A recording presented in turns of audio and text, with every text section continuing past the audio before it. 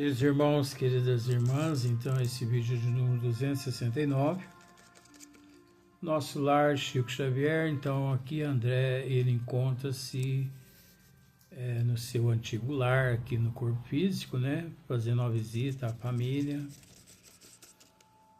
E assim que nós terminarmos esse livro, Nosso Lar, que já está terminando, falta mais um capítulo só, 273 páginas, esse livro vai até 281 páginas. Então nós já estamos terminando, depois nós vamos trabalhar no livro Ação e Reação, que também é de André Luiz. Então André, que ele continua dizendo: aproximei-me da filha chorosa e estanquei-lhe o pranto, murmurando palavras de encorajamento e consolação,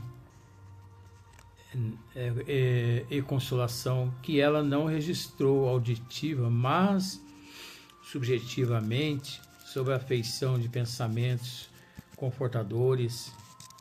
Afinal, via-me em face de singular conjuntura. Compreendia agora o motivo pelo qual meus verdadeiros amigos haviam procrastinado, né, tanto meu retorno ao lar terreno. Então, agora André, ele compreendia, né, o porquê que os amigos deixavam de lado, né, não tratavam do assunto, porque ele encontrava-se em processo de restabelecimento, de refazimento, ele estava se reestruturando, havia passado por uma situação muito difícil nas regiões umbralinas, 8, 9 anos de sofrimento nas regiões umbralinas.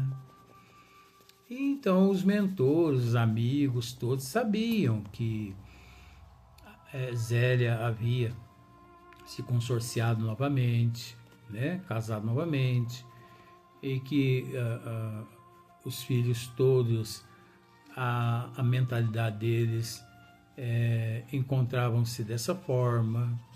É um processo natural na evolução. Angústias e decepções sucediam-se de tropel. Minha casa pareceu-me então um patrimônio que os ladrões e os vermes haviam transformado. Nem haveres, nem títulos, nem afetos. Somente uma filha ali estava de sentinela ao meu velho e sincero amor. Então olha só para você ver. Todo mundo havia esquecido dele. E todo mundo estavam se esforçando para cada dia mais se esquecer. Apenas uma encontrava-se de sentinela com relação a ele. Nem os longos anos de sofrimento nos primeiros dias de além-túmulo me haviam proporcionado lágrimas tão amargas. Vejamos que mesmo com um pouco de conhecimento, ele sentiu uma certa decepção. Ele ficou decepcionado. Ele ficou triste. Eu posso dizer que ele ficou magoado, sim. Ora, gente, afinal de contas, puro é só Deus. O resto, tudo encontra-se em processo de evolução. Então é natural. Então dizer que André não sentiu nada naquele momento seria barbaridade da nossa parte. Seria uma ignorância muito grande da nossa parte. Não, ele sentiu sim, ele sentiu raiva, ódio, enfim, mas, segundo consta, ele recobrou novamente a consciência o mais rápido possível e mudou a situação. Então chegou a noite e voltou o dia, encontrando-me na mesma situação de perplexidade, a ouvir conceitos e a surpreender atitudes que nunca poderia ter suspeitado. À tardinha, Clarencio passou, oferecendo-me o cordial da sua palavra amiga e reta. Percebendo meu abatimento, disse solícito, compreendo suas mágoas e rejubilo-me pela ótima oportunidade desse testemunho. Não tenho diretrizes novas. Qualquer conselho de minha parte, portanto, seria intempestivo. Apenas, meu caro, não posso esquecer que aquela recomendação de Jesus para que amemos a Deus sobre todas as coisas e ao próximo como a nós mesmos opera sempre quando seguida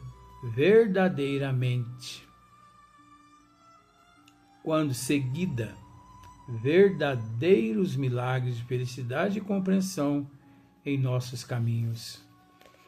Agradeci sensibilizado e pedi que me não desamparasse com o necessário auxílio. Clarencio sorriu e despediu-se.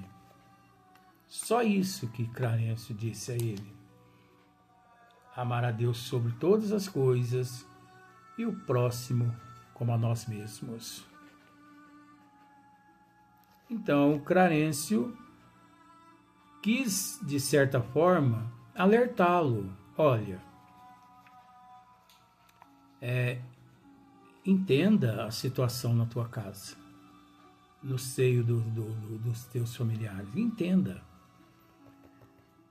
Afinal de contas, ninguém é de ninguém. Zélia não é tua, você não é dela, teus filhos não são teu, você não é deles. E sim, todos nós somos irmãos. Então nada de ciúme, nada de orgulho, de egoísmo, de inveja, de arrogância, de impetulância, por algo que não vale a pena. Por que não vale a pena? Porque nada é nosso. Somos apenas usufrutuários. Nós usufruímos dentro da necessidade que nos encontramos.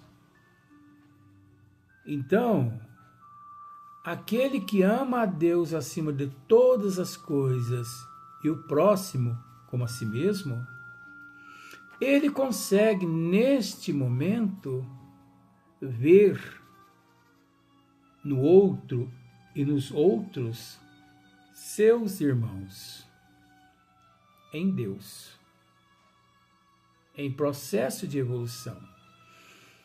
Ele esquece a consanguinidade, porque aquele que trabalha vinculado só ao lado consanguíneo, isso não é caridade. Isso não é amor. Isso é egoísmo. Isso é interesse. Isso é apego. Isso é materialismo. O representante de Deus e de Jesus, onde quer que ele esteja, na Terra ou no universo, nos universos por toda a eternidade,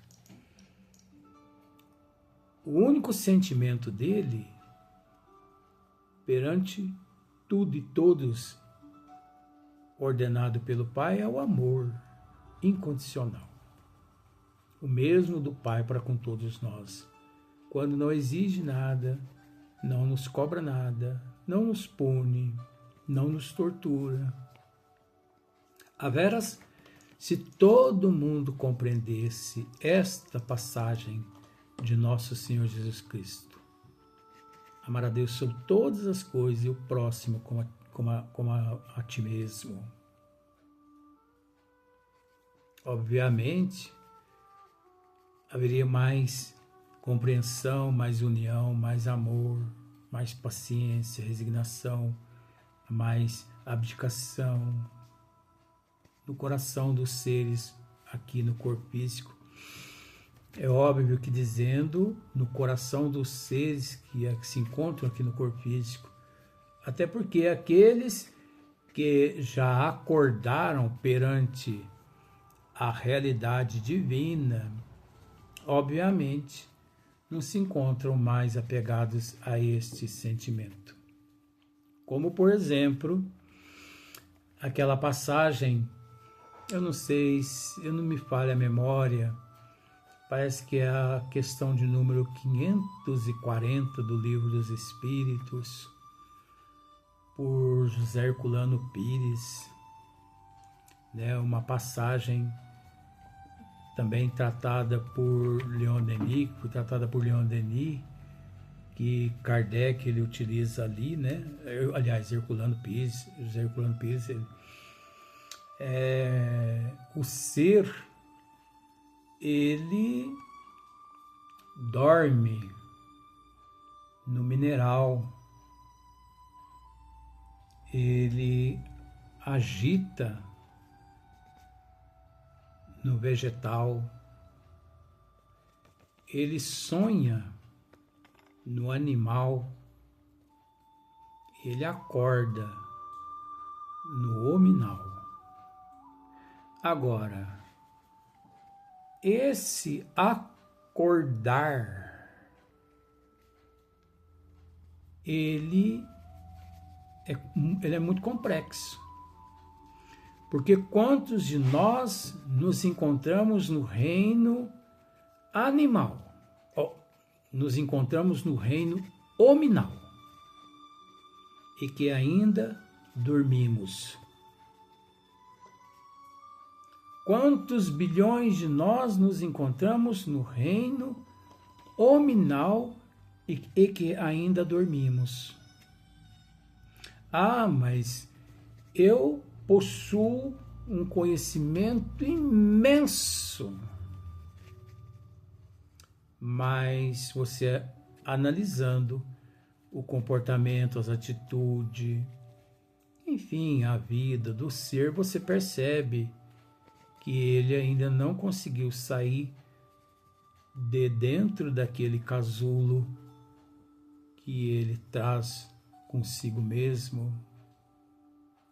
Ele ainda continua preso dentro daquele casulo. Casulo esse que significa as amuletas, o desculpismo, né?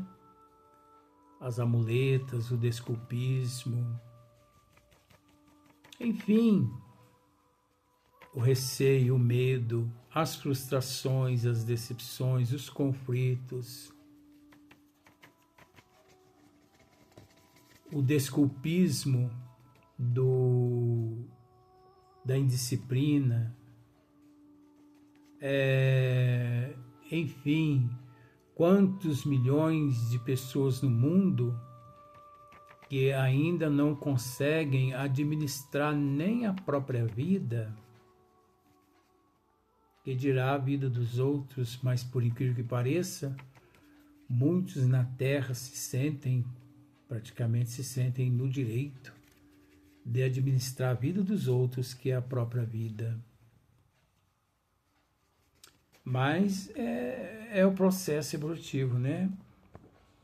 Então foi onde Clarencio orientou André, não é? Vamos dizer assim, André, entenda,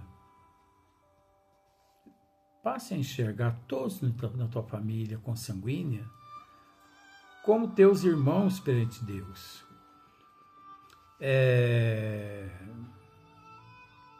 Ernesto, o atual esposo da tua esposa, é teu irmão, André. Zélia é tua irmã. Teus filhos são teus irmãos. Ajude-os. incondicionalmente, independente. Ajude-os independente. Faça por eles aquilo que você gostaria que fizessem por você. Faça. Isso basta. Agora, aqueles apegados, ela é minha, ele é meu, isso é meu, aquilo é meu, aquilo é meu, aquilo é meu. Olha, esse não acorda tão cedo. Aí nós voltamos novamente no que Leon Denis nos disse. O ser dorme no mineral. O ser dorme no mineral, agita-se no vegetal, sonha no animal e acorda no hominal. É preciso entender esse acordar, pois eu posso te dizer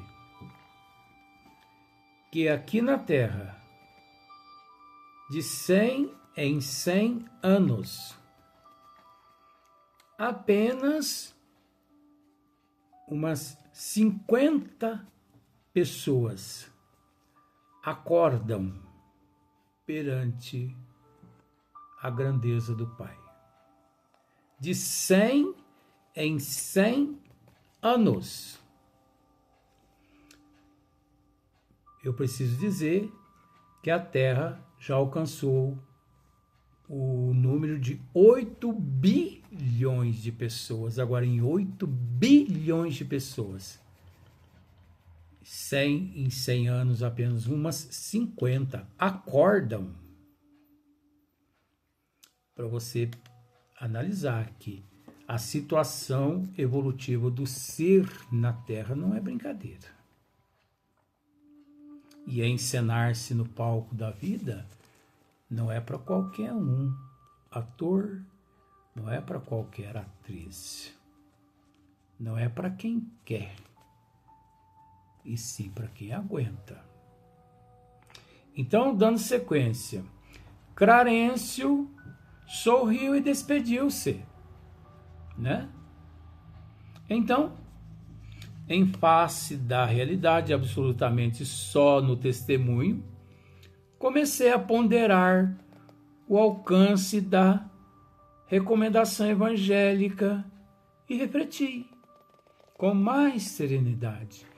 Aí, aquele refrigério no coração. Ele começou a refletir a respeito da recomendação evangélica, do Evangelho de Jesus. Amar a Deus sobre todas as coisas e o próximo como a ti mesmo, André.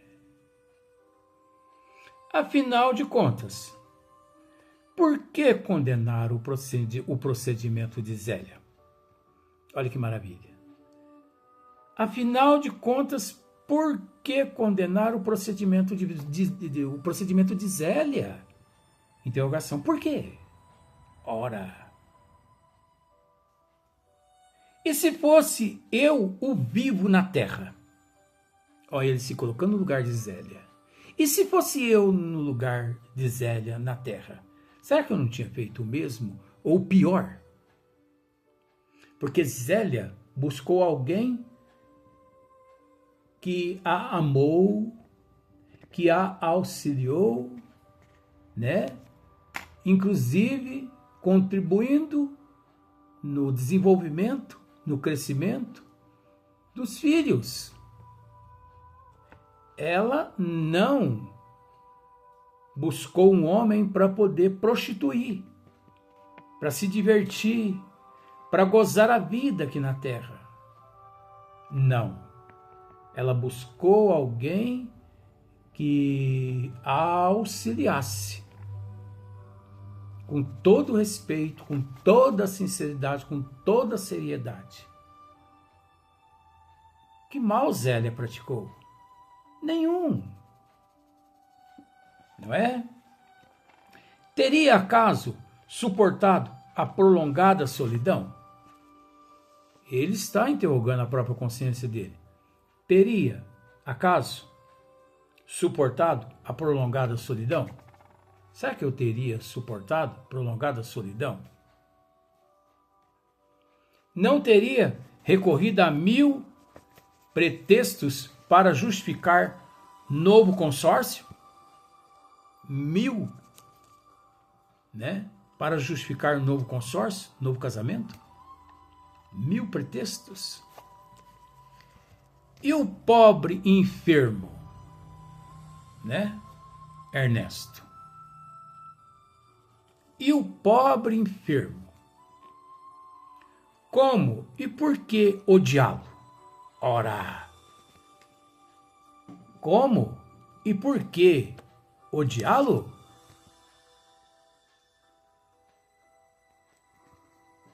Não era também meu irmão?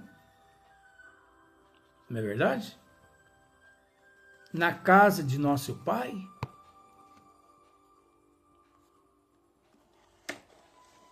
Não era também meu irmão na casa de nosso pai? Não estaria o lar talvez em piores condições se Zélia não lhe houvesse aceitado a aliança afetiva? Olha o nível de compreensão de André a partir do momento em que Clarencio lhe orienta. Amar a Deus sobre todas as coisas, André. E o próximo como a ti mesmo. Esse é o mandamento maior das leis divinas. Porque é o amor. O mandamento maior chama-se amar. Chama-se amor. Mas ninguém consegue amar ninguém sem antes amar a si próprio. Eu não consigo te amar sem antes ter amor por mim.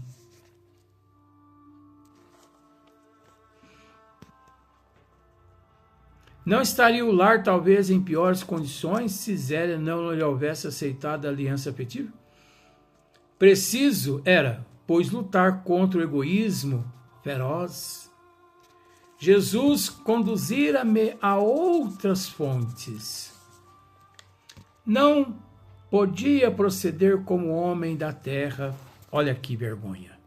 Não podia proceder como homem da terra. Minha família não era apenas uma esposa e 3 filhos da terra. Olha aqui, agora ele reconheceu. E realmente ele está certo. Minha família não era apenas uma esposa e 3 filhos na terra. Eu também penso igual a André. A minha família consanguínea aqui na terra é uma necessidade aqui na terra. Mas eu não considero a minha família aqui da terra como sendo a minha família eterna. Porque esse período, ele passa assim que nós evoluímos. E esses termos deixam de existir. Então hoje, aqueles que são meus filhos, quando eu aprendo o que André aprendeu aqui com Clarencio, amar a Deus sobre todas as coisas e o teu próximo como a ti mesmo, eu passo a enxergar os meus filhos, minha mãe, meu pai, meus irmãos, como meus irmãos perante Deus por toda a eternidade. Aqui na Terra é a necessidade que nós ainda temos na evolução de nos encontrarmos nessas condições. Mas isso um dia será sanado, desaparecerá com a nossa evolução. era assim constituída de centenas de enfermos nas câmaras de retificação, estadia-se agora a comunidade universal. Por isso que a doutrina nos orienta que a nossa verdadeira família é a universal, é a família cósmica, por toda a eternidade. Pois enquanto nós estivermos presos a um clã, consanguíneo, demonstramos ainda uma grande inferioridade. Sabemos que é uma necessidade de evolução, mas felizes aqueles que neste clã se encontram com a mente desperta, com a mente acordada, com a mente aberta para a realidade. Me encontro em meio a todos esses aqui na Terra por necessidade, mas me esforço para tudo isso desaparecer, assim que eu quitar os meus débitos para com eles, porque eu não quero continuar tendo eles como meus filhos. Eu não quero continuar tendo eles como meus pais. Eu não quero continuar tendo eles como meus primos, minhas tias, meus tios, meus avós. Eu não quero. Isso é pessoal, tá, gente? Eu não quero. Eu quero que essa fase passe logo para que eu possa tê-los todos como meus irmãos, em processo de evolução por toda a eternidade. Mas eu, pessoalmente, não quero permanecer nesse ciclo vicioso, nesse ciclo tóxico, contagioso, pegajoso, nesse ciclo materialista, nesse ciclo de egoísmo. É meu filho, minha filha, minha mãe, meu pai, minha casa, meu carro, minha. Que é isso? Isso é primitivismo. Somos usufrutuários. Usufruto nosso é usufruto.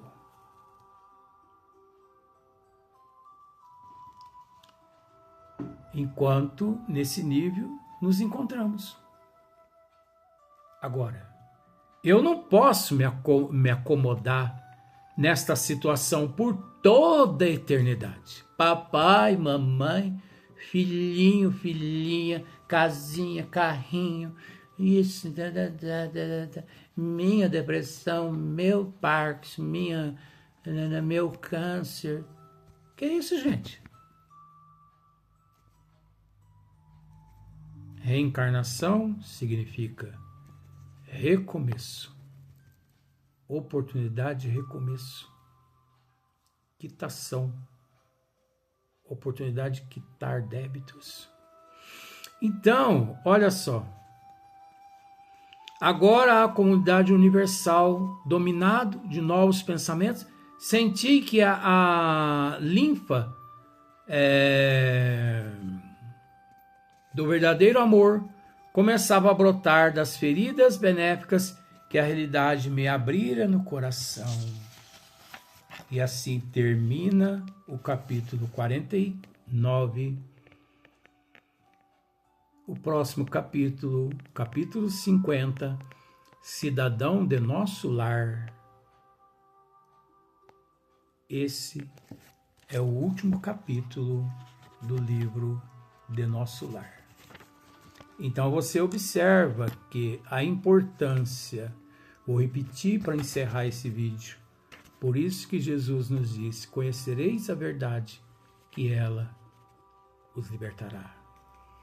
E a verdade, naquele momento, aquela que Clarencio levou ao conhecimento de André.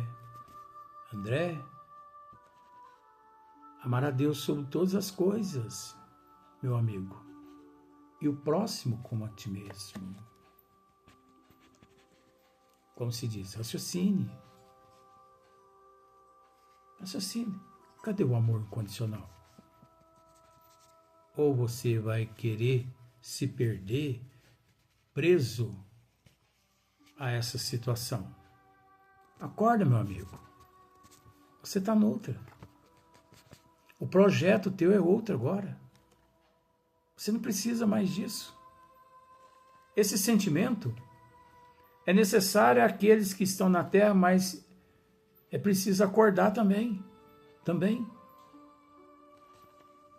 Porque permanecer na terra com esse tipo de sentimento é permanecer doente a existência toda. Até o próximo dia, até o próximo vídeo.